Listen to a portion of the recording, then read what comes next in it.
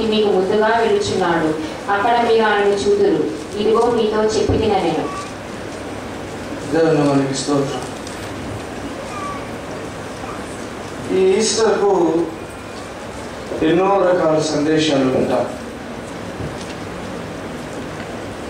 అయితే ఈరోజు ఉదయకాలం నుండి టీవీస్లో కనుక చూస్తే చాలామంది దేవుని సేవకులు రకరకాల సందేశాలు చెప్పడం, మనం కూడా కొన్ని బుక్స్ ద్వారా లేకపోతే ఇంటర్నెట్లో కానీ మనకు తెలిసినటువంటి కొన్ని పత్రికల ద్వారా మనం ఈ పునరుద్ధరణ సందేశాన్ని విన్నాం. ఈరోజు ప్రత్యేకించి మన కొరకు ఒక ప్రత్యేక సందేశం ఈ 5 నుంచి 7 వచనాల మధ్యలో ప్రభువు చెప్తున్నాడు. నిజమైన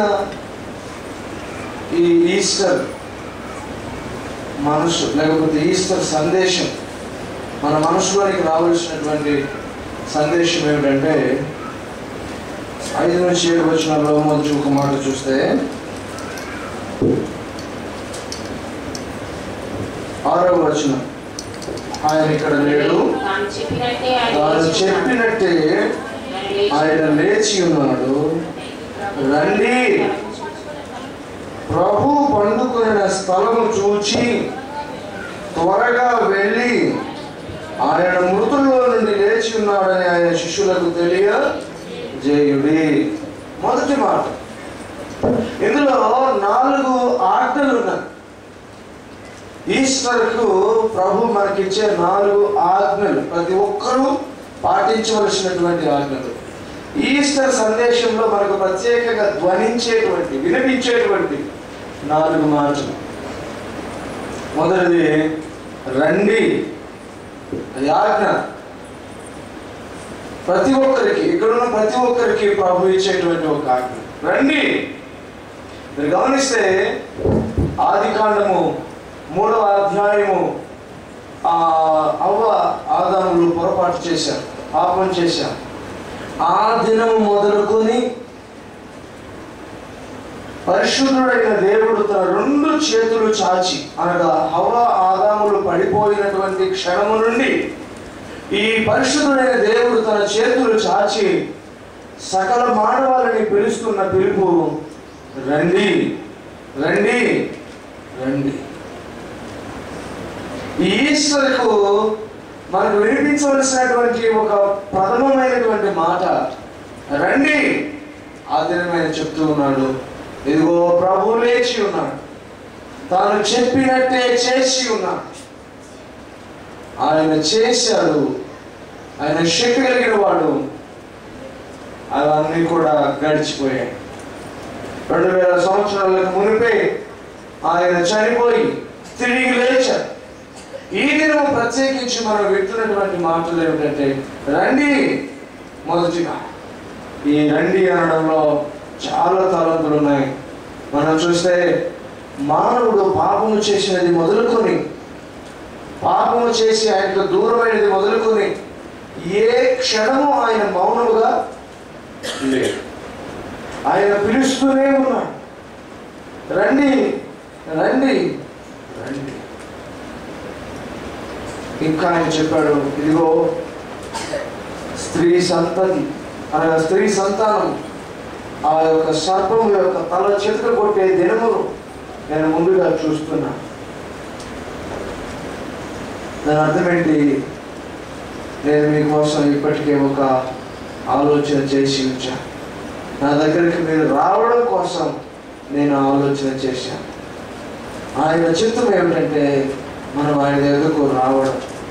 మనం చూస్తాం, నోవాను ఓడను నిర్మించి ఆ ఓడలోనికి ప్రవేశించడం అనేది ఎలా ఉందంటే, సకల మానవాళి దేవుడైనటువంటి యెహోవా ఆయన కల్పించినటువంటి రక్షణను ఆశ్రయిస్తున్నట్లుగా మనకు కనిపిస్తూ ఉంది. ఆ రక్షణ అనే ఓడ ఈనాటికి సిద్ధంగా ఉంది.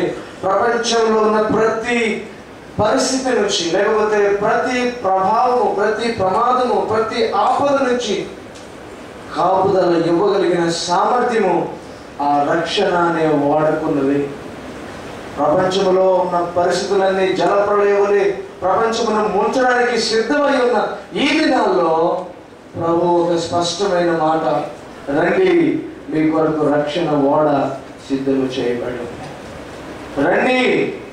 మనం ఇంకా గమనిస్తే ఇదిగో ఇశ్రాయేలు ప్రజలు ఆ దేశంలో భయంకరమైనటువంటి, ఐగుప్తులో భయంకరమైనటువంటి ఆ శ్రమ బానిసత్వాన్ని వాడు అనుభవిస్తున్నప్పుడు ఆయన చెప్పాడు, మీరు వెలుపలకు రండి, మీరు వెలుపలకు రండి. అంత మాత్రమే కాదు, ఆయన అంటాడు, ఇదిగో వాగ్దాన భూమిని నేను మీ కొరకు సిద్ధపరిచి ఉంచాను, రండి. మీరు కట్టని కోటలు, నాటని తోటలు, నింపని ధననిధులు నేను మీ కొరకు సిద్ధం చేసి ఉంచాను, రండి స్వాధీనం చేసుకోండి.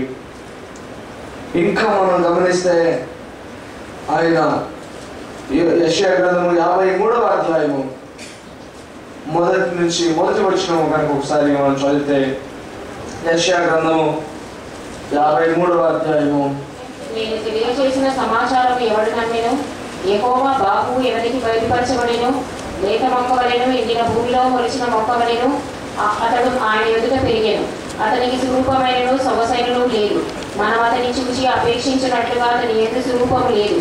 అతను తృణీకరింపబడిన వాడును, ఆయను మనుషుల వలన విసర్జింపబడిన వాడును, వ్యసనాక్రాంతుడుగాను, వ్యాధిని అనుభవించిన వాడుగాను, మనుషులు చూడబడని వాడుగాను ఉండెను. అతను తృణీకరింపబడిన వాడు కనుక మనం అతనికి ఎన్నిక చేయకపోతిమి. నిశ్చయముగా అతను మన రోగములను భరించెను, మన వ్యసనములను వహించెను. ఆయనను వతబడిన వాడుగాను, దేవుని వలన బాధింపబడిన వాడుగాను, శ్రమలొందిన వాడుగాను మనం అతనిని ఎంచితిమి. దేవునికి స్తోత్రం. మొదటిగా ప్రభు ఒక మాట, నేను తెలియజేసిన సమాచారము ఎవడు నమ్మెను? యెహోవా బాహు ఎవరికి బయలుపరచబడెను. ఆయన చెప్తూ ఉన్నాడు, ఇదిగో రండి, మరి వద్దకు రండి, నేను చెప్పే ఈ సమాచారాన్ని వినండి అని నేను పిలిస్తే ఎవరు వచ్చారు, ఎవరు విన్నారు, ఎవరు నమ్మారు అనే ఆవేదనను ఆయన వ్యక్తం చేస్తూనే ఉన్నారు. మరొక సమయంలో ఆయన అంటాడు, 55వ అధ్యాయంలో మొదటి వచనంలో కూడా మరొక మాట అంటాడు, తప్పికొనిన వారలారా నీళ్ళ యొద్దకు రండి, రూకలు లేని వారలారా మీరు వచ్చి కొన్ని భోజనము చేయుడి. రండి, రూకలు లేకపోయినను ఏమీ నీకయే ద్రాక్షరసమును పాలను కొనుడి. ఆహారము కాని దాని కొరకు మీరేనా రూకలించెదరు? సంతృష్టి కలుగజేయని దాని కొరకు మీ కష్టార్జితమును ఎందుకు వ్యయపరచెదరు? నా మాట జాగ్రత్తగా ఆలకించి మంచి పదార్థము భుజించుడి. మీ ప్రాణము సారమైన దాని యందు సుఖింపనీయుడి. చెవియొగ్గి నా యొద్దకు రండి, మీరు వినిన యెడల మీరు బ్రతుకుదురు. నేను మీతో నిత్య నిబంధన చేసేదను, దావీదునకు చూపిన శాశ్వత కృపను మీకు చూపుదును. ఇదిగో జనములకు సాక్షిగా అతను నియమించితిని, జనములకు రాజుగాను అధిపతిగాను అతని నియమించితిని. ఇక్కడ మనం గమనిస్తే ఆయన రండి అని చెప్పి చాలా విషయాలు ఆయన చెప్తున్నాడు. మొదటిది, మీరు రండి, నీళ్ళ యొద్దకు రండి. ఏమి నీళ్ళవి? నిత్య జీవమునిచ్చేటువంటి జీవ జలం యొద్దకు రండి. ఇదిగో నా యొద్ద భోజనము చేయండి, మీ ప్రాణములు తృప్తిపరచుకోండి. ఇదిగో నా యొద్ద మీరు రూకలు లేకపోయినప్పటికీ ద్రాక్ష రసమును కొనండి, అది మీకు సంతోషము సమాధానం ఇస్తుంది. ఇదిగో నా యొద్ద పాలను కొనండి, మీ జీవనానికి ఆధారం అవుతుంది. రండి, మీరు వ్యర్థమైన వాటి కోసం ఎదురు చూస్తారు, రండి మీరు బ్రతుకుతారు, రండి నా ప్రేమను పొందుకోండి, రండి శాశ్వతమైనటువంటి ప్రేమ నేను మీకు చూపిస్తాను. ఈ రండి అనే మాట ఆయన ఆదరించి ఆయన అలాగా పలుకుతూనే ఉన్నాడు. ఇప్పటికీ ఈ రోజు వరకు ఈ రండి అనేటువంటి మాట వినిపిస్తూనే ఉంది, కానీ అనేకులు ఆ మాటను త్రోసిపుచ్చుతూనే ఉన్నారు.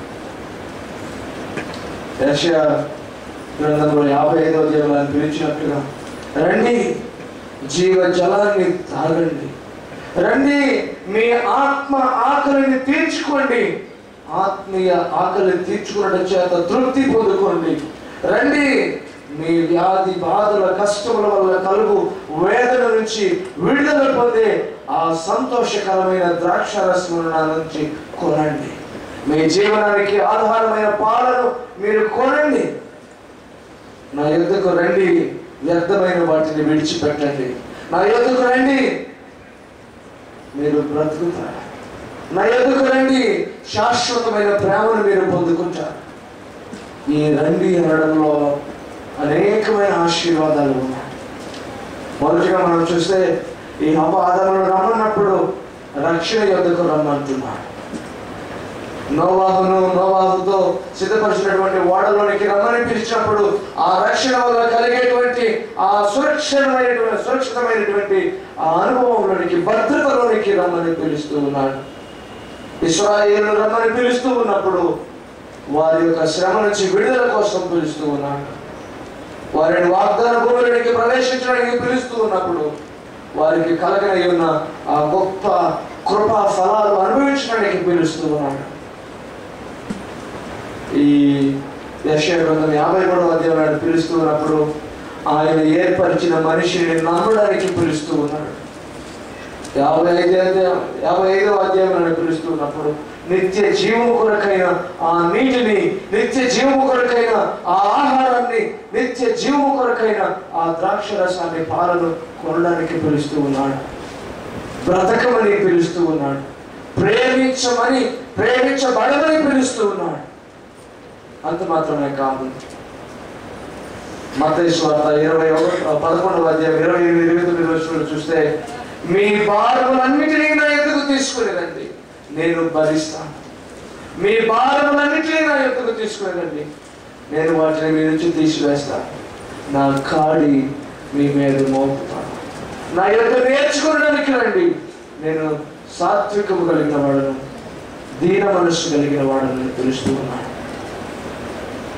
ఇప్పుడు వీటిలో ఏ ఆశీర్వాదం మనకు దక్కకపోయినా, విడుదల మనకు లేకపోయినా, శాంతి సమాధానం మనకు లేకపోయినా, సంతోషము లేకపోయినా, ఉల్లాసము కొదువైనా, జీవనాధారం మనకు ప్రశ్నలు ఎదురైనా, భద్రత లేకపోయినా, రక్షణ లేకపోయినా, యేసు ఈ దినము కూడా అదే మాట సెలవిస్తున్నాడు. రండి, జీవం కొరకు రండి, బ్రతుకు కోసము రండి, రక్షణలో ఉండే భద్రత కోసము రండి, విమోచన కోసము రండి, సంతోషము కోసము రండి, భారమును తొలగించుకోవడం కోసము రండి, నిత్యమైన ప్రేమ కోసము రండి, ఆదరణ కోసము రండి. నా చేతులు చాచి నేను పిలుస్తున్నాను, రండి. ఎందుకంటే నేను మరణించి ఇదిగో మహాశక్తితో, మహాప్రేమతో, మహామహిమతో తిరిగి నేను లేచి సమర్థులను పిలుస్తూ ఉన్నాను. రండి, నేను సిద్ధముగా ఉన్నాను. రండి. రెండవ మాట ఏమంటాడంటే వచ్చి చూడండి. రండి, వచ్చి చూడండి. చూడమని ఇక్కడ ఉదయాన్నే వేకువని స్త్రీలు వెళ్ళి యేసయ్య సమాధిని చూస్తూ ఉన్నారు. ఆ సమాధి ఖాళీగా ఉంది. ఆ దూత అంటున్నాడు, రండి, వచ్చి చూడండి. చూడడంలో 2 రకాలు ఉన్నాయి. ఇంగ్లీష్లో అయితే డిఫరెంట్ వర్డ్స్ ఉన్నాయి.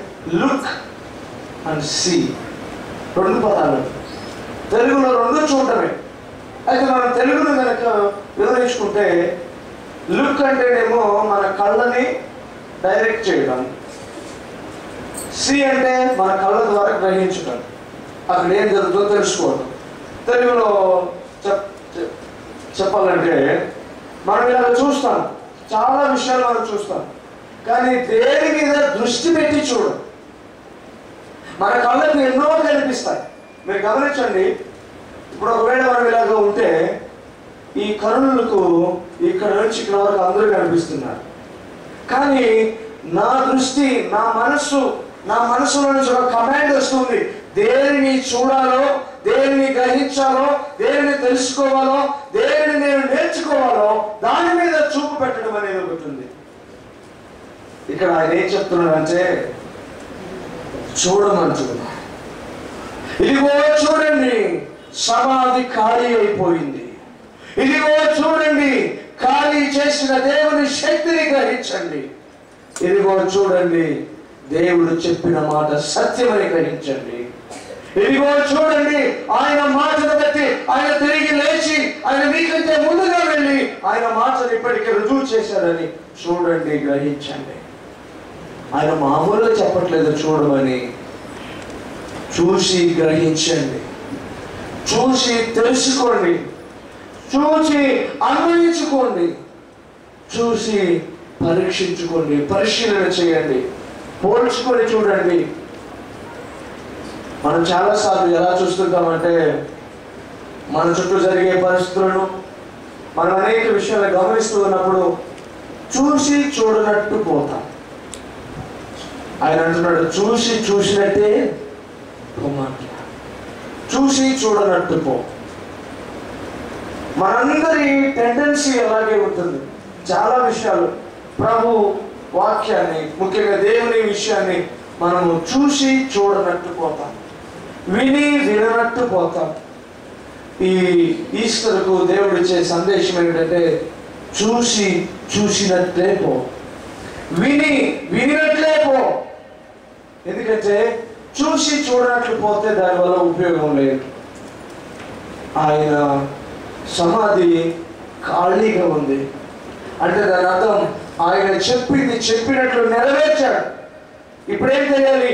ఆయన నమ్మకస్తుడని, సమర్థుడని, శక్తివంతుడని మనకు తెలియాలి.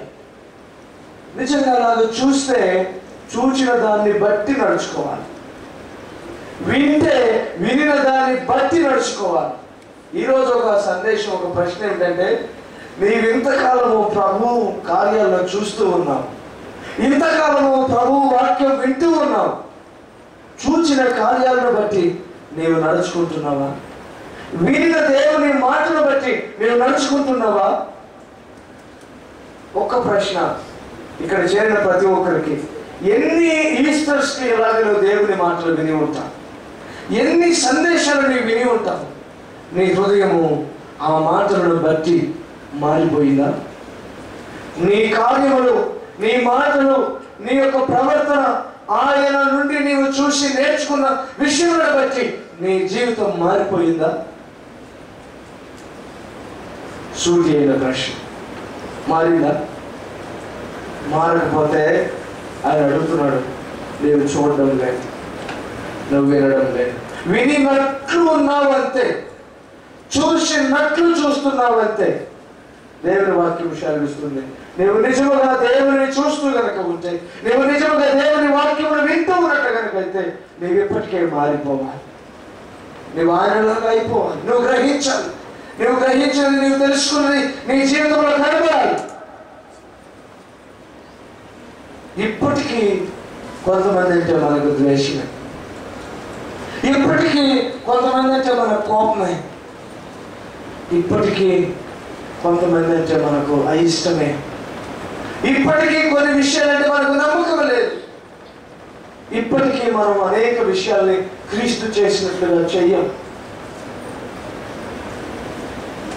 దేవుని వాక్యం సెలవిస్తూ ఉంది, క్రీస్తు వలె జీవించు, క్రీస్తు వలె ప్రేమించు అన్న మాటని ఎప్పుడో ప్రక్కన పెట్టేశాం. లేదు, నేను క్రీస్తులాగే జీవిస్తున్నాను, క్రీస్తు వలె ప్రేమిస్తున్నాను, క్రీస్తు వలె ప్రార్థిస్తున్నాను, నేను క్రీస్తులాగే ఉంటున్నానని ఎవరైనా చెప్పగలమా? మన హృదయం మన మీద దోషారోపణ చేయకుండా ఎవరి హృదయం ఉంటుంది? ఎన్ని వారములు మనం దేవుని మాటలు వింటూనే ఉన్నాం. నాతో సహా మనం అందరము దేవుని ఈ మాట విషయంలో తప్పిపోతూనే ఉన్నాం. ఆయన లేచాడు, అయితే ఏంటి? ఆయన పునరుద్ధానుడై లేచాడు. ఆ మాట చెప్పుకోవడం వల్ల ప్రయోజనం ఏమిటి? ఆయన అంటున్నాడు, నేను నిజముగా లేచానని నీవు గ్రహిస్తే, నీవు తెలుసుకుంటే నీ జీవితం మారిపోయి ఉండాలి. ఇప్పటికే చెప్పుకోవడమే కాదు, ఊరికే మాట్లాడుకోవడమే కాదు, ఊరికే చూడడమే కాదు, చూసిన దాన్ని నీవు గ్రహిస్తే అప్పుడు నిజముగా చూసినట్టు, నిజముగా నీవు గ్రహిస్తే అలాగూ చేస్తా.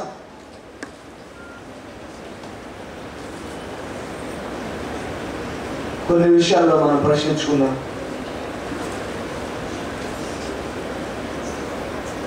చాలా విషయాల్లో మనం ప్రభు కోసం అనేక త్యాగాలు, అనేకమైన వాటిని వదులుకోవాల్సిన పరిస్థితుల్లో, అనేకమైన వాటి కోసం ప్రభువుని విడిచిపెడుతున్న సందర్భాలు ఎన్ని లేవు?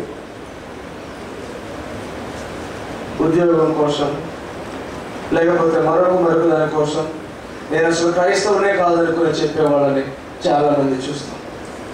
సమాజం కోసం, సమాజంలో గౌరవం కోసం ప్రభువుని బిడ్డను కాదని చెప్పుకునే వాళ్ళని చూస్తాం.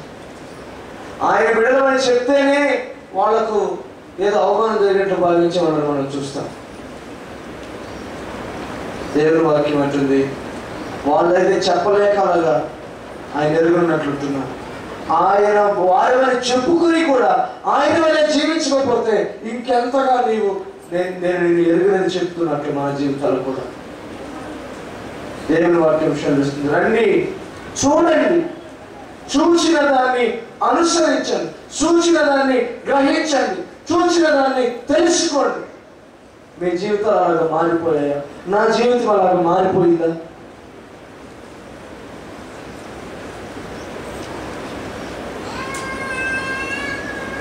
నిన్న ఓ సహోదరుడు అంటున్నాను, నా హృదయంలో శాంతి లేదు, లేకపోతే మా కుటుంబంలో సమాధానం లేదు. అలాంటప్పుడు నేను దేవుని మాటలు చెప్పాలంటే నాకు ఎలాగ మనసు వస్తుంది? ఒక ప్రశ్న, సమాధానం లేకుండా సమాధానం గురించి ఎలా చెప్పాలి? చెప్తూ ఉండి కూడా సమాధానం లేకుండా చెప్తున్న వాళ్ళు ఎంతమంది లేరు? నేను ప్రశ్నించుకుంటా, నిజంగా నాకు సమాధానం ఉందా? కొన్ని విషయాల్లో లేకపోవచ్చు, అయినా చెప్పడం. అలాగే చాలా మంది నేను క్రైస్తవుని చెప్పుకుంటూనే జీవితం క్రైస్తవ్యాన్ని పోలి లేకుండా, క్రైస్తవ్యానికి పోలిక లేకుండా, క్రీస్తు పోలిక లేకుండా జీవించేవారు ఎంతమంది లేరు? ఈ ఈస్టర్కు దేవుని సందేశం ఏమిటంటే, ఆయన వేకువనే లేచాడు, స్త్రీలు వెళ్ళారు, చూశారు, వచ్చారు, ఆయన కనిపించాడు, మళ్ళీ వారికి ప్రత్యక్షమై కొన్ని మాటలు చెప్పి వెళ్ళిపోయాడు. ఇది కాదండి. నీవు చూస్తే ఏం చేస్తున్నావు? నీవు చూసి ఏమి గ్రహించావు? నీవు చూసి ఏ మాటలను బట్టి నీ జీవితాన్ని మార్చుకున్నావు? నీవు ఆయన యుద్ధ చేసిన ఒప్పందాలు నెరవేరుస్తున్నావా? ఎన్నోసార్లు ఆయన ముందు చెప్పుకుంటా, ప్రభువా నేను ప్రార్థిస్తాను, నేను ఇలాగ దేవుని వాక్యం చదువుతాను, నేను ఇలా ఉంటాను, అలా ఉంటానని నీవు చేసుకున్న మొక్కుబడులు, నీవు ఆయన ముందు చేసిన ఒప్పిదాలన్నింటినీ నీవు చేసుకున్నావా అని ప్రశ్న వేస్తే ఎంతమంది చేస్తున్నారు? నేను క్రైస్తవుని చెప్పుకుంటూ ఎంతమంది క్రీస్తుకు వ్యతిరేకంగా శిలువకు శత్రువులుగా నడుచుకుంటున్నారు? శిలువకు శత్రువులుగా నడుచుకుంటూనే ఎంతమంది క్రైస్తవులను చెప్పుకోవడం లేదు? కొన్ని విషయాలు ఉంటాయి. ఉదయాన్నే లేస్తాం, ప్రార్థన చేస్తాం, ఖాళీ ఉన్నప్పుడు వాక్యాన్ని చదువుతాం, సమయం మనకు అనుకూలంగా ఉంటే చర్చికి పోతాం, త్వరగా రావడానికి అవకాశం ఉంటే త్వరగా వస్తాం, లేట్గా వెళ్తే పర్లేదు అనుకో లేట్గా వచ్చేస్తాం. దేవుని వాక్యం అంటుంది, ఇవి కాదు క్రీస్తులాగా జీవించడం. నీ ప్రతి మాట, ప్రతి తలంపు దేవుని వాక్యంలో సెలవిస్తుంది, క్రీస్తునకు వ్యతిరేకమైన, క్రీస్తునకు ప్రతికూలంగా ఉన్న ప్రతి ఆలోచనను చెరపట్టి యేసు పాదాల దగ్గరికి తీసుకుని రావడం అంటాడు పౌలు. అంటాడు, మనసులో వచ్చే ఆలోచన కూడా క్రీస్తుకు వ్యతిరేకంగా ఉండకూడదంటే ఇక నీ క్రియలు కనుక వ్యతిరేకంగా ఉంటే అది ఎంత భయంకరం. నీ మాటలకి వ్యతిరేకంగా ఉంటే ఎంత వ్యతిరేకం. దేవుని వాక్యం విషయం వస్తుంది, ఈ ఈస్టర్కి నీలో నాలో వచ్చిన మార్పు ఏమిటి? ఆయన వలే నడుచుకుంటున్నామా? ఆయన వలే మాట్లాడుతున్నామా? ఎన్నిసార్లు ఈ ప్రశ్నలు వేసుకొని ఎవరు నడిచారు కనుక, ఎవరు క్రీస్తులాగా ఉన్నారు కనుక నేను ఉండడానికి అనుకొని వెళ్ళిపోతే వ్యక్తిగతంగా ప్రభు ప్రతి ఒక్కరిని అడుగుతున్నాడు, నీవు నాలాగా ఉన్నావా? నీవు నాలాగా జీవిస్తున్నావా? నీవు నా వంటి వాడిగా, నా వంటి దానిగా నువ్వు లోకానికి కనబడుతున్నావా? ఇంకెందుకు ఆ క్రైస్తవ్యం కదా ప్రశ్న. మనం గమనిస్తాం, క్రికెట్లో బౌలింగ్ వేస్తుంటారు. మొదటి బాల్, రెండో బాల్, మూడో బాల్ 3 వైడ్ వేసారు అనుకోండి, 4వ బాల్ వైడ్ వేసారు అనుకోండి, రన్స్ వస్తూ ఉంటాయి. వాళ్ళకు. అప్పుడు ఏం చేస్తారు? 3 బాల్లు గడిచిన తర్వాత బేబీ ఓవర్ అని పెడతారు. ఉంటుందా? బేబీ ఓవర్ అని ఉంటుందా? Baby over, boy over, girl over అని ఒకటి ఉంటుంది. అది పెడతారు. కారణం ఏంటి? నీ వల్ల కాదిక వేరే వాళ్ళను చెయ్యి నువ్వు. అలాంటిది కనుక ఒకటి ఉందనుకోండి క్రైస్తవ్యంలో, ఇన్నాళ్ళు విన్నావు దేవుని వాక్యాన్ని, అయినా వినట్లేదు, ఇంక నువ్వెందుకు పక్కన పెట్టారనుకో ఏమవుతుంది? అలాంటిది లేదు. అందుకే దేవునికి స్తోత్రం.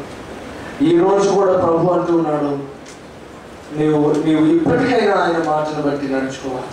నీవు ఇప్పటికైనా ఆయన మాటను బట్టి నువ్వు జీవించాలి. నీవు ఇప్పటికైనా ఆయన మాటలు నీ జీవితంలో కనబరచాలి. నువ్వు క్రీస్తులాగా ఉండడానికి ఇప్పటికైనా ప్రయత్నం చేయాలి. దేవుడు ప్రత్యేకంగా అడుగుతున్నాడు, నువ్వు ప్రభువులాగా జీవిస్తున్నావా? నేను ప్రభువులాగా జీవిస్తున్నానా? మన జీవితము ఆయన వలే ఉండకపోతే, ఒక స్టాండర్డ్ కలిగినటువంటి బౌలర్ లాగా ఉండకపోతే, అక్కడ వేరే వ్యక్తిని మార్చినట్లు ఇక్కడ మార్చడు ఆయన.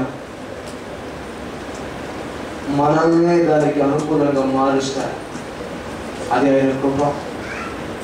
బహుశా కొంత నొప్పి కలిగించవచ్చు, కానీ మార్చడం ఆయన కృప. కాబట్టి ఈ రోజే ఆ తీర్మానం చేసుకున్నాం, ప్రభువా ఇన్ని ఈస్టర్స్, ఇన్ని మెసేజెస్ విన్న తర్వాత కూడా నీలాగా ప్రేమించలేకపోతున్నాను, నీలాగా జీవించలేకపోతున్నాను, నీలాగా సమస్యను, శోధనను జయించలేకపోతున్నాను, నీలాగా పాపాన్ని జయించలేకపోతున్నాను. పాపము మానలేని కన్నులు, పాపము మానలేని తలంపులు, పాపమునకు పట్టుబడినటువంటి వ్యసనమైపోయినటువంటి జీవితాలు మనం చూస్తూ ఉంటాం.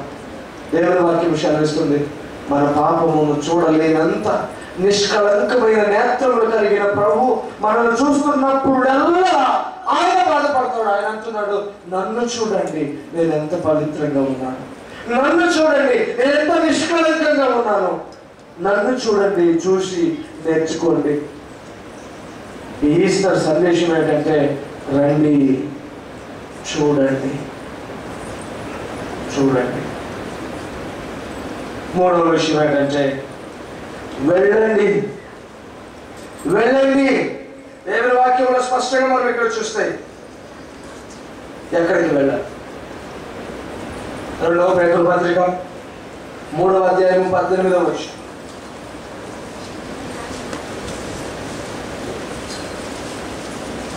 మన ప్రభువును రక్షకుడునైన యేసుక్రీస్తు అనుగ్రహించి కృపయందును జ్ఞానవంతును అభివృద్ధి పొందుడి. ఆయనకి ఇప్పుడును యుగాంత దినము వరకును మహిమ కలుగును గాక. ఆమేన్. 3:18లో మన ప్రభువును రక్షకుడైన యేసుక్రీస్తు అనుగ్రహించి కృపయందును జ్ఞానవంతును అభివృద్ధి పొందుడి. మొదటిగా దేవుని వాక్యం సెలవిస్తుంది. వీళ్ళు ఏం చేస్తున్నారంటే, ఆ ఖాళీ సమాధి దగ్గరే నిలబడిపోయి ఆ ఖాళీ సమాధిని చూస్తూ ఉన్నారు. ఆయన చెప్పాడు, మీరు చూస్తూ ఉండిపోవడానికి కాదు, చూసిన దాని నుండి, ఈ స్థలము నుంచి మీరు ఏమైపోవాలి? వెళ్ళి. దేనికోసం వెళ్ళాలి? మన జీవితాలు గమనించుకుంటే మనం చాలాసార్లు చూస్తూ ఉండిపోతాం, గ్రహిస్తూ ఉండిపోతాం, కానీ వెళ్ళం. చాలా మంది ఈ మాట మీద గమనిస్తే, మొన్న ఎంతమంది దేవుని బిడ్డలు దేవుని మాటలు చక్కగా చెప్పారు. అలాగా ఒక్కొక్కరికి కనుక అవకాశం ఇస్తే ప్రతి ఒక్కరూ వాక్యం చెప్తారు, చక్కగా చెప్తారు. అందరికీ వాక్య జ్ఞానం ఉంది. అయితే దేవుని ప్రశ్న ఏమిటంటే, వెళ్తున్నావా? చూసావు, నేర్చుకున్నావు, గ్రహించావు, తెలుసుకున్నావు, పోతున్నావా? దేవుని వాక్యం క్షమిస్తాం. వెళ్ళి చూసిన ప్రతి వారికి దేవుడిచ్చే మాట ఆజ్ఞ, వెళ్ళండి, అంతే. రండి, చూడండి, నేర్చుకోండి, గ్రహించండి, వెళ్ళండి. ఎక్కడికి వెళ్ళాలి? ఒక మాట మనకి ఇప్పుడు అర్థం కదా ఎక్కడికి పోవాలంటే, మొదటిగా నేర్చుకోవడానికి వెళ్దాం, ఇంకా నేర్చుకుందాం. ఏమన్నా ఇక్కడ 2వ పేతురు 3:18 18 ఏమనుంది?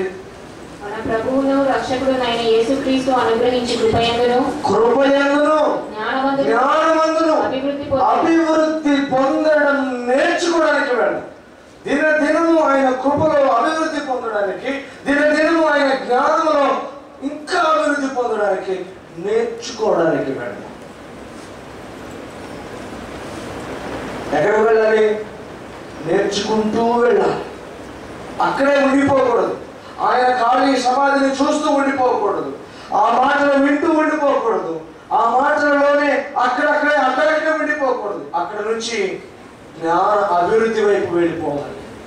ఆయన కృపను అభివృద్ధి చేసుకుంటూ, అనగా ఆయన కృపలో మనం వర్ధిల్లుతూ ముందుకు పోవాలని దేవుని వాక్య విషయాలు ఇస్తుంది. ఇంకా ముందుకు పోవాలి. చాలాసార్లు మనం గమనిస్తూ ఉంటే అక్కడే ఉంటాం. ఒక దైవ సేవకుడు చెప్పాడు, సాతానుడట మనల్ని వెనక్కి లాగలేడట. ఎందుకంటే వాడికి ఆ శక్తి లేదంట. ముందుకు తొయ్యడంట, ఎందుకంటే వాడికి ఇష్టం లేదు మనం ముందుకు వెళ్ళడం. వాడు ఏం చేయగలడంటే అటు ఇటు పోకుండా అక్కడే నిలబెట్టగలడు. వాడు చెప్తాను, నువ్వు చాలా దూరం వచ్చావు చాలు అంట. చాలామంది నేను కొంతమంది చాలా బాధపడతాను కూడా. కొంతమందిని గురించి మనం వింటున్నప్పుడు నేను నిజంగా ఫ్రాంక్గా ఒప్పుకుంటున్నాను, నాకు తెలిసిన మాటలు చాలా తక్కువ, నాకు తెలిసిన వాక్యం చాలా తక్కువ, నిజంగానే ఒప్పుకుంటున్నాను. కానీ కొంచెం నాతో పోల్చుకొని ఎవరైనా కొంచెం అప్డేట్గా చెప్తున్నారంటే వాళ్ళకి చెప్పడానికి మాత్రం వెనకాడు. కానీ చాలామంది ఉన్నారు కొద్దిగా తెలిసిన వాళ్ళు. ఎలా చెప్తారంటే, రోజు నా దగ్గరకు 1 గంట వచ్చి వెళ్ళు, చాలా విషయాలు చెప్తాను అనుకుంటా. నిజంగా వాస్తవానికి వాళ్ళకి కొంచెం కూడా తెలియదు. నేను అలాంటి వాళ్ళని చాలా మంది చూశాను. వాళ్ళకి వయసు 60 సంవత్సరాలు ఉంటుంది, లేదా 70 సంవత్సరాలు ఉంటుంది, 80 సంవత్సరాలే ఉంటుంది. వాళ్ళు చెప్తుంటారు, ఎంత అనుభవం, జుట్టు తెల్లగా పడిపోయి. నీకు జుట్టు పడిపోతే జ్ఞానం ఉన్నట్ట. జ్ఞానుల్ని తిరస్కరించడం కాదు, వృద్ధులను తిరస్కరించడం కాదండి. నీవు వృద్ధురాలు అయినంత మాత్రాన నీకు తెలిసినట్టే కాదు. నీకు జ్ఞానంలో నీవు వృద్ధుడు కావచ్చు, చిన్నపిల్లవాడు అయినా కూడా జ్ఞానంలో వృద్ధురాలు కావచ్చు. చాలా మంది చెప్తారు, నాకెంత జ్ఞానం ఉంది. ఒక్కొక్కసారి మన కనుక విషయం ఇదేంటని అడిగామనుకో, నీకు ఇప్పుడే అర్థం కాలేదు. చెప్పడానికి వాళ్ళకి చాలా కాక, చెప్పడం ఎట్లాగో తెలియక సింపుల్గా ఒక మాట నేస్తాను, నీకు తెలియదులే, ఇప్పుడే అర్థం కాదు. అర్థమయ్యేటట్టు చెప్పడంలోనే ఉంది జ్ఞానం. ఒకసారి మొమ్మని అడిగాను, చిన్నపిల్లలు, అమ్మ నా కుడికాలు బలంగా ఉంటుందా ఎడమకాలు బలంగా ఉంటుందా? అదే ప్రశ్న. ఎందుకంటే నేను ఒక కాలు మీద నిలబడ్డప్పుడు కుడికాలు మీద నిలబడలేకపోతున్నాను, అలాగని ఎడమకాలు మీద కూడా నిలబడలేకపోతున్నాను. ఎక్కువసేపు 2 కాళ్ళ మీద నిలబడితే తప్ప నిలబడలేకపోతున్నాను. అంటే 2 కాళ్ళు సమానమా, లేకపోతే ఏదైనా ఒక కాలు కొంచెం అటు ఇటుగా ఉంటుందా? నాకు ఎందుకు అడవులు వచ్చిందో తెలియదు, కానీ అడిగేశాను. మా అమ్మ అంది, ఏం ప్రశ్న అది? ఆమె డైవర్ట్ చేయడం కోసం, ఆకాశం నీలంగా ఎందుకు ఉంటుంది అని అడిగితే ఆమె చెప్పింది, ఏదో ప్రశ్న మనకి మన ప్రశ్నలో నీకు చెప్పినా అర్థం కాదు, అమ్మా చెప్పినా కూడా అర్థం కాదు. అంటే నేను చెప్పగలదు, చెప్తూ మాత్రం నాకు అర్థం కాదు. చాలాసార్లు ఇలాగే ఉంటా. చిన్నపిల్లలు అనుకోని ఎవరైనా అడిగిన ప్రశ్న అడిగామనుకోండి, నీకు చెప్పినా అర్థం కాదు. దానికి బదులు నేను అంటాను, చెప్పి చూడు, చెప్పిన తర్వాత అర్థమైందా లేదా అడుగు. అర్థం కాలేదనుకో, నేను చెప్పాను అయినా నీకు అర్థం కాలేదంటే దానికి ఒక అర్థం ఉంది. చెప్పకుండానే చెప్పినా నీకు అర్థం కాదంటే కొంతమంది ఉంటారు, ఇది నీకు ఇప్పుడే అర్థం కాదు, చాలా రోజుల తర్వాత అర్థమవుతారు. ఒకసారి మా దేవుడు సేవకుడు చెప్పాడు, నేను నల్లని దానను అయినా నా ప్రియుడు నన్ను ప్రేమించాడు, నేను నల్లన దానని అయినాను. నల్లదనం అంటే ఏంటో తెలుసా? పాపం. నలుపు అంటే ఏంటో తెలుసా? కల్మషం, దుష్టత్వం, దుర్మార్గం. అయినా నన్ను ప్రేమించాడు. కాబట్టి మనం అట్లాంటి వాళ్ళు. నేను అన్నాను, మాస్టర్ గారు ఏమనుకోవకండి, ఎక్కడుంది ఆ మాట అంతా? నలుపు అంటే దుర్మార్గం అని, నలుపు అంటే పాపం అని, ఇవన్నీ ఎక్కడున్నాయంటే నీకు ఇప్పుడే అర్థం కాదు. నువ్వు 30 ఏళ్ళు దాటితే అప్పుడు అర్థమవుతుంది. దేవుని వాక్యం సెలవిస్తుంది, నీకు జ్ఞానం ఉంది, చాలా జ్ఞానం ఉంది, ఎవరికి అర్థం కానంత జ్ఞానం ఉంది నీ దగ్గర, చాలా లోతైన జ్ఞానం ఉంది, తోడుకుంటే ఇంకా ఇంకా ఇంకా ఇంకా వచ్చే జ్ఞానం ఉంది. ఆయన అంటున్నాడు, పోతున్నావా? నీ జ్ఞానం ఉంది, పోయావా? నీకు జ్ఞానం ఉంది, ఎవరికైనా చెప్పడానికి వెళ్ళావా? వెళ్తున్నావా? ఈ ఈస్టర్కు ప్రభు అడుగుతున్నాడు, నీకు చాలా తెలుసు, నిజమే, చాలా తెలుసు, నాకు కూడా తెలుసు, నీకు తెలుసు అన్న విషయం. అందుకే అంటున్నాను, నువ్వు పోతున్నావా? ఆయన చెప్పాడు, పో, వెళ్ళండి, మనం తెలుసుకుందాం, ఎక్కడికి వెళ్దాం, ముందుకు పోదాం, ఆయన కృపలో ఆయన జ్ఞానంలో ఎదగడానికి ముందుకు పోదాం. రెండో విషయం ఏంటంటే ప్రార్థన చేయడంలో, మన ప్రార్థనను దినదినము పెంచుకోవడంలో, అత్యంత సన్నిహితంగా వెళ్ళడంలో ముందుకు పోదాం. యోహాను సువార్త 14వ అధ్యాయము 13-14 వచనం. యోహాను సువార్త 14వ అధ్యాయము 13-14 వచనం. మీరు నా నామమున దేనిని అడుగుదురో తండ్రి కుమారుని యందు మహిమపరచబడుటకే దానిని చేతును. నా నామమున మీరు నన్ను ఏమడిగినను నేను చేతును. మీరు నన్ను ప్రేమించిన ఎడల నా ఆజ్ఞలను గైకొందురు. నేను తండ్రిని వేడుకొందును. మీ యొద్ద ఎల్లప్పుడు ప్రార్థన ద్వారా, ప్రభువుని మహిమపరచడం ద్వారా, ప్రభు ఆజ్ఞలను గైకొనడం ద్వారా మనము ముందుకు వెళ్ళగలం. వెళ్ళడం అంటే ఏమిటి? ప్రార్థించడం, ఆయన మహిమపరచడం, ఇంకా ఆయన ఆజ్ఞలను పాటించడం. తెలుసు కానీ పాటించకపోతే, తెలుసు కానీ మహిమపరచకపోతే, తెలుసు కానీ ఆయనను అడగకపోతే, దేవుని వాక్యం సెలవిస్తుంది, అడుగు, మహిమపరచు, ఆజ్ఞలను పాటించు, అప్పుడు నువ్వు వెళ్తున్నట్టు. మరొక విషయం ఏంటంటే పౌలు అంటాడు, నేను ఎక్కడికి వెళ్తున్నా తెలుసా? జీవించువాడును నేను కాదు, నాలో క్రీస్తుని కనబరచడానికి వెళ్తున్నాను. నేను క్రీస్తులాగా కనబడడానికి వెళ్తున్నాను, క్రీస్తు వలె జీవించడానికి వెళ్తున్నాను, క్రీస్తు వలె జీవించి క్రీస్తుని కనబరుస్తూ క్రీస్తునందు విశ్వాసంతో ఎదగడానికి వెళ్తున్నా. దేవుని వాక్యం సెలవిస్తుంది. ప్రియ సహోదరి సహోదరుడా, అనేకమైన విషయాలు మనకు సమయం లేదు. సంఘముల సమకూరుటకు వెళ్ళాలి మనం. హెబ్రీయులకు రాసిన పత్రిక 10వ అధ్యాయం 34వ వచనంలో, 10వ అధ్యాయం 24-25 వచనాలు ఉంటుంది. అనేకులు మానుకొనుచున్నట్టు సమాజముగా కూడుకొనుట మానక ఒకరినొకడు ప్రేరేపించుకొనొచ్చు, పురికొల్పుచు, ప్రేమ యందు ఒకరినొకడు హెచ్చరించుకుంటూ వర్ధిల్లడానికి పోవాలి. నువ్వు పోవడం అంటే ఎక్కడికి పోవాలి? నీ తోటి సహచరులు, విశ్వాసులతో పాటు నీ సంఘంతో అనేక సహవాస కార్యక్రమాల్లో పాల్గొంటూ ఒకరికొకరు వర్ధిల్లడానికి వెళ్ళాలి. చివరిగా చూస్తే అసలు మాట అపోస్తలుల కార్యక్రమం 1వ అధ్యాయం 8వ వచనంలో, నీవు యూదయ, సమరయ, గలిలయ ఈ ప్రాంతాలను దాటుకుంటూ ఎక్కడికి వెళ్ళాలి? సర్వలోకమునకు వెళ్ళి సర్వ సృష్టికి అనగా నశించిపోతున్న ఆ చివరి అల్పమైన వారి దగ్గరకు కూడా నీవు పోవాలి. అది మన ప్రయత్నం. ఈ ఈశ్వరకు ఆయన అడుగుతున్నాడు, నువ్వు పోతున్నావా? నువ్వు వెళ్ళగలుగుతున్నావా? నువ్వు వెళ్ళుచున్నావా? సమాధానం చెప్పాలి. మరొక మాట చదువుతున్నాను. అక్కడే నువ్వు వెళ్ళి మత్తయి సువార్త, మీరు వెళ్ళి త్వరగా వెళ్ళి ఆయన మృతులలో నుండి లేచి ఉన్నాడని ఆయన శిష్యులకు తెలియచేయుడి. ఆయన శిష్యులకు తెలియజేయుడి. ఈ 4వ కమాండ్ ఏమిటంటే తెలియజేయుడి. మొదటిది రండి. రావడంలో చాలా ఆశీర్వాదాలు ఉన్నాయి.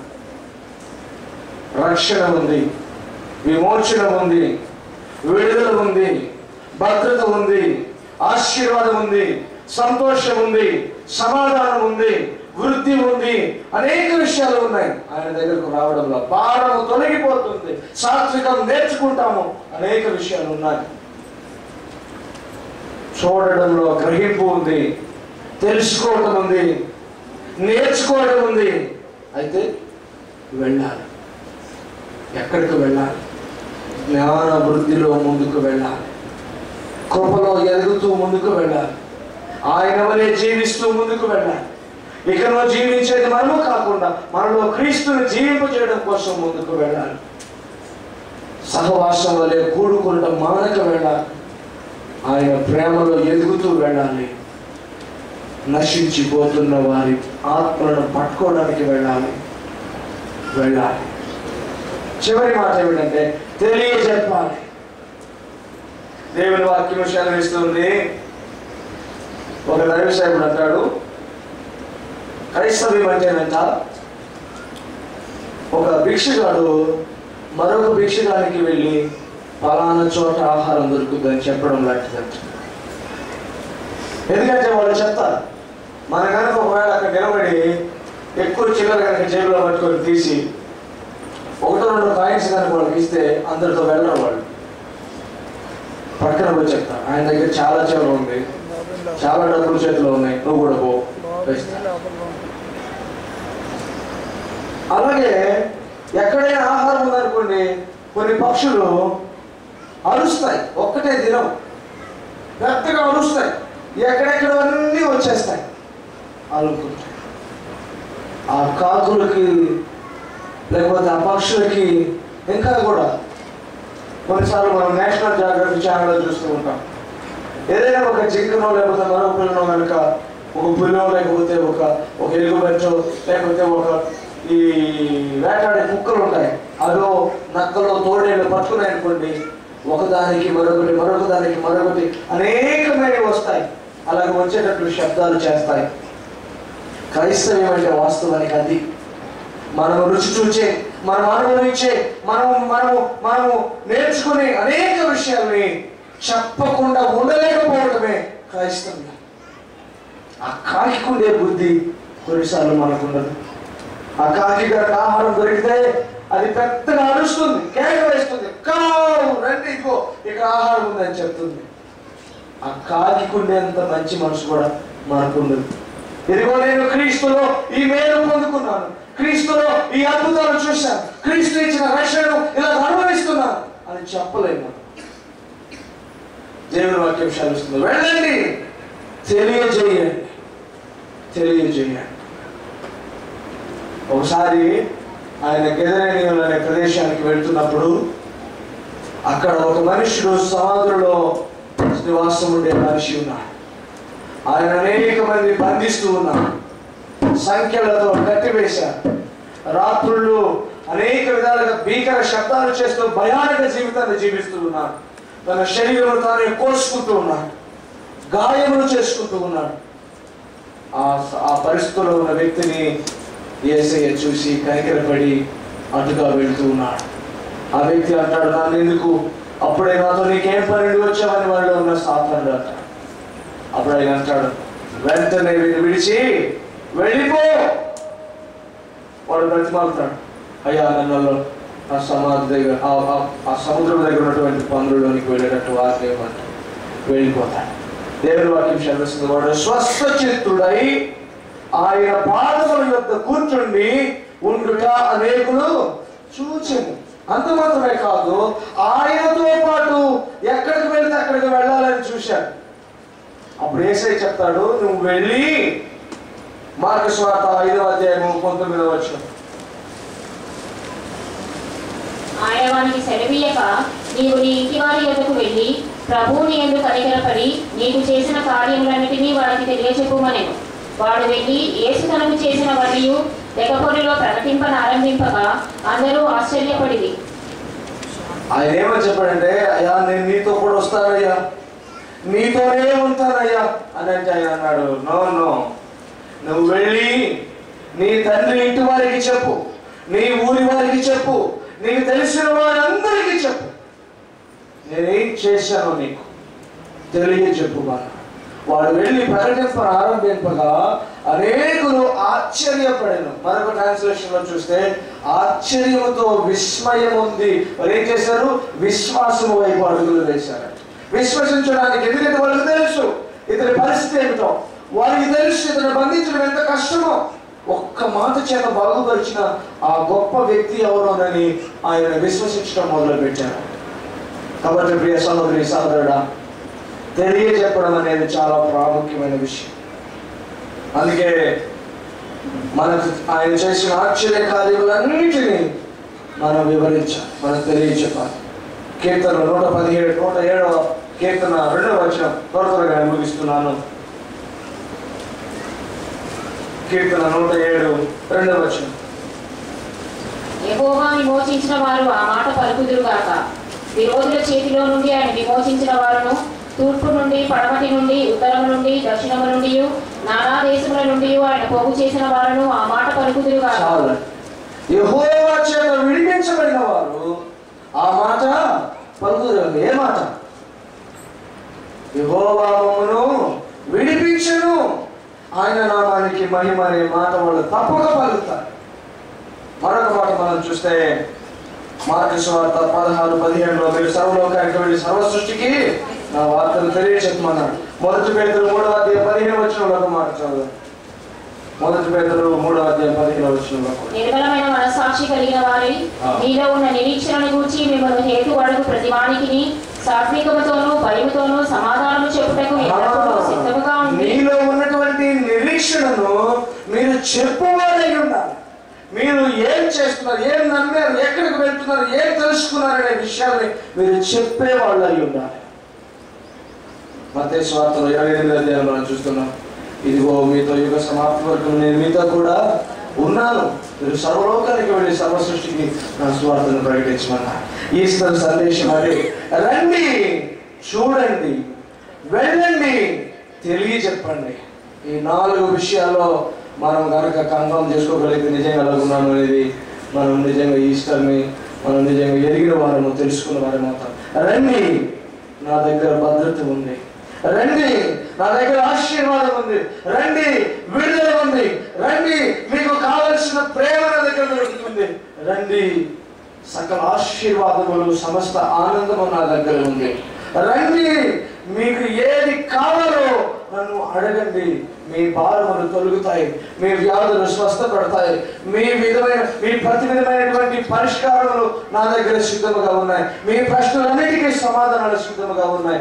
రండి, మీకేం కావాలో చెప్పండి, చూడండి, తెలుసుకోండి, నేర్చుకోండి, గ్రహించండి. ఊరికే చూసి అలాగా మౌనంగా ఉండొద్దు. తీక్షణంగా దృష్టి పెట్టి చూసి, గమనించి, గ్రహించి నేర్చుకోండి. 3వ విషయం, వెళ్ళండి. నేర్చుకుని అలాగే ఉండిపోవద్దు, వెళ్ళండి. కృపలో ఇంకా జ్ఞానంలో అభివృద్ధి పొందుతూ వెళ్ళండి. క్రీస్తు వలె జీవిస్తూ వెళ్ళండి. సమాజముగా కూడుకుంటూ వెళ్ళండి. ఒకరినొకరు ప్రేరేపిస్తూ వెళ్ళండి. ఒకరికొకరు ఆశీర్వాదం తెస్తూ వెళ్ళండి. మీరు తెలుసుకున్నవి, నేర్చుకున్న వాటన్నిటిని తెలియజేయండి. ఆయన చెప్తున్నాడు, ఆయన లేడు, ఇక్కడ లేడు, ఆయన తిరిగి లేచాడు, ఆయన మృతులలో నుండి లేచునన్న సంగతి మీరేం చెప్పాలి? శిష్యులకు తెలియచేయండి. మరొకసారి ఈ ఈస్టర్ మెసేజ్ ఏమిటంటే, రండి, చూడండి, వెళ్ళండి, తెలియచేయండి. చాలా సింపుల్. ఈ మెసేజ్ని మనం ఈరోజు నెరవేర్చడానికి, ఇలాగ నడుచుకోవడానికి మనం సుముఖత తెలియచేయాలి. ప్రియ సహోదరి సహోదరుడా, ఆయన ఎదుగు రా. ఆయన నేర్పించే వాటిని, ఆయన చూపించే వాటిని చూడు. ఆయన కోసం వెళ్ళే మనసు కలిగి ఉండు. అంత మాత్రమే కాకుండా నీవు నేర్చుకున్న వాటన్నిటిని తప్పక తెలియచేయి. అప్పుడు నిజంగా నీవు ఈస్టర్ని గ్రహించినట్లు, ఈస్టర్ను తెలుసుకున్నట్లు, ఈస్టర్ని నీవు నిజంగా అర్థం చేసుకొని అలాగున నీవు ఒక అనుగుణ్యమైన ఈస్టర్కు అనుసారమైన ఆ జీవితాన్ని నేను జీవించినట్లు పునరుద్ధానపు సందేశం ఇదే. ఈ సందేశాన్ని మన జీవితంలో నెరవేరుద్దాం. ప్రభు మనల్ని ఆశీర్వదించును గాక. ఆమేన్. ఆమేన్.